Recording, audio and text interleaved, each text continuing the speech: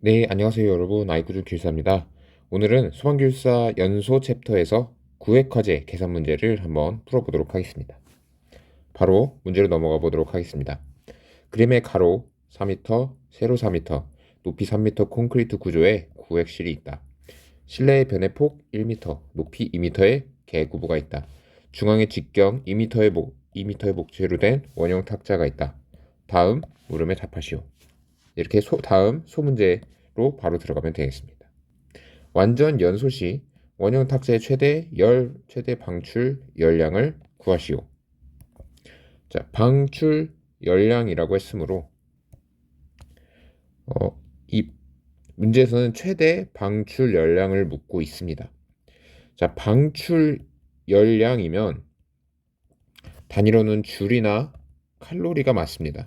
근데 사실 이 문제의 조건들로만 푼다고 하면은 사실 방출 열량은 구할 수 없습니다.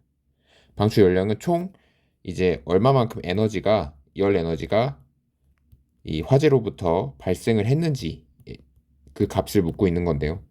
근데 최대 방출 열량이라고 했습니다. 즉 최대 연소 속도가 가장 빠를 때 그리고 연소열이 가장 클 때의 최대 이 방출 열량이 아니라 열 방출율이라고 써야 더 정확한 표현입니다. 아무래도 좀 예전에 출제된 기출 문제다 보니 단어가 조금 안 맞는 것도 있는 것 같습니다. 자, 그래서 문제에서는 최대 열 방출률을 묻고 있습니다. 문제 조건만 활용해야 하기 때문에 사실 이 열 방출률 HRR 공식은 연소 속도 곱하기 면적 곱하기 연소열입니다. 그래서 연소 속도 나와 있고 목재 연소열 나와 있습니다. 자, 면적 A는 중앙의 직경 2m의 목재라고 했습니다. 즉 요런 구획실에 요런 이제 원형 탁자가 있는 것이고 요 탁자의 직경이 2m입니다. 화재가 발생한다면 요 탁자에서 이렇게 발생을 하겠죠. 그래서 요 상부의 면적을 곱해주면 됩니다. 그래서 11.88g 미터 제곱 퍼 세크 곱하기 연소열 13kJ/g 그리고 단면적 4분의 파이 원형이므로 2m 제곱을 계산을 해주면 481.92kW가 됩니다. 단위 면적당 열 방출률로 계산을 해보면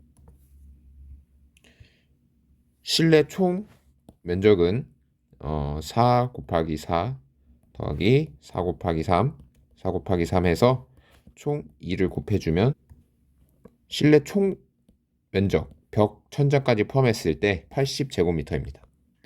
그러면 이것을 80제곱미터로 나눠주면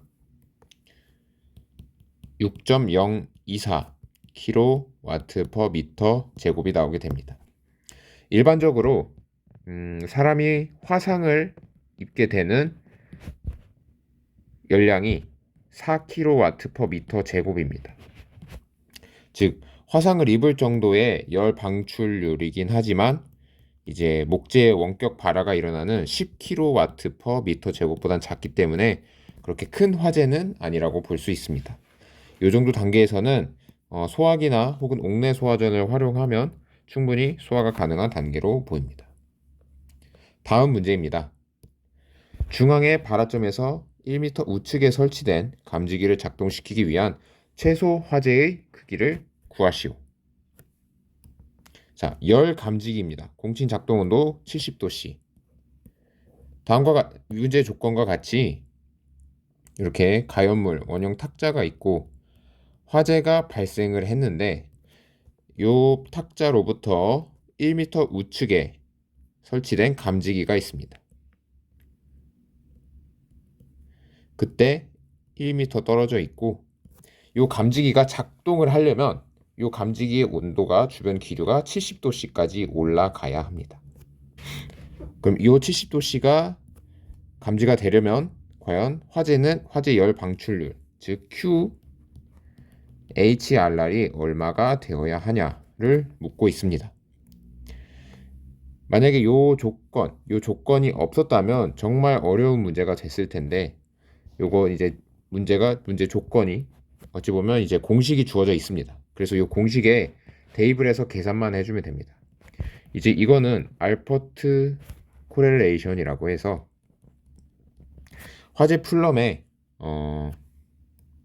화재 플럼으로 인해 발생한 이제 화재 플럼으로 인해 부력이 발생하고 이 부력에 의해 연기와 열기류가 이제 퍼지게 됩니다. 그때 천장을 만나서 수평으로 퍼지게 되는데 이때 실링 제트 플로우가 발생을 합니다.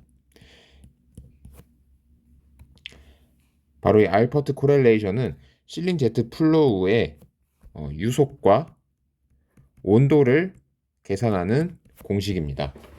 그래서 요 화재의 중심으로부터 떨어져 있는 거리 R을 알고 있으면 R과 그리고 열 방출률 그리고 화재실의 높이 H를 알고 있으면 이 실링 제트 플로우의 유속과 온도를 알 수 있습니다. 그래서 이 온도를 통해서 과연 감지기 공칭 작동 온도가 얼마를 써야 하는지 예측을 해볼 수 있습니다. 적절한 공칭 작동 온도, 감지기를 설치하는데 중요한 공식이라고 할 수 있겠습니다. 이 공식을 이용을 해서 이 구획 화재실에서 예상되는 화재의 크기에 따라 이제 어떤 감지기를 설치해야 하는지 결정을 해야 합니다. 그때 아무거나 무턱대고 그냥 여긴 90도로 하자, 여기 뭐 100도로 하자 이렇게 할 수는 없습니다. 계산을 통한 근거를 이용해서 여기는 요 공식에 의해서 이 온도까지 올라갈 수 있으므로 요거보다는 살짝 낮지만 평소 온도보다는 높아서 비화재보가 일어나지 않는 작동 온도의 감지기를 설치해야 한다. 이렇게 설계를 할 수 있습니다. 자, 그러면 본격적으로 문제를 풀어보면, 자, 문제에서는 요 화재의 크기 Q를 묻고 있습니다. 자, R은 1m로 주어졌고 H는 문제의 조건 3m로 주어져 있습니다. 자, 공식을 쓰면 델타 T는 5.38 곱하기 H Q분의 R 3분의 2제곱입니다. 자, R 대입하면 되고 H 대입하면 되고 그 다음 델타 T를 알아야 합니다. 자, 델타 T는 문제에선 주어지지 않았지만 이제 보통 상호는 20도로 가정을 하기 때문에 공칭 작동 온도 70도에서 20도를 뺀 델타 T, 즉 50도가 됩니다. 여기서 Q의 단위는 킬로와트입니다. 그래서 이 값들을 다 대입을 해서 계산을 해주면 Q는 147.2 킬로와트가 나오게 됩니다. 자, 아까 1번 문제에서 계산한 481.92 킬로와트보다 작죠. 그래서 이 정도의 화재는 아마 화재 매우 초기인 것으로 보입니다. 그래서 초기에 발생하는 열 기류를 감지해서 화재가 났음을 제실자와 관계인에게 알리는 것이죠. 이것 또한 80으로 나눠 봤을 때 실내 전표 면적 80으로 나눠 봤을 때 약 1.84 킬로와트 미터 제곱이 나오게 됩니다. 이 정도면 화산까지는 아니지만 그래도 뜨거움을 느끼는 정도이기 때문에 만약에 여기 안에 제실자가 있다면 화재가 난 것을 인지는 할 수 있을 겁니다.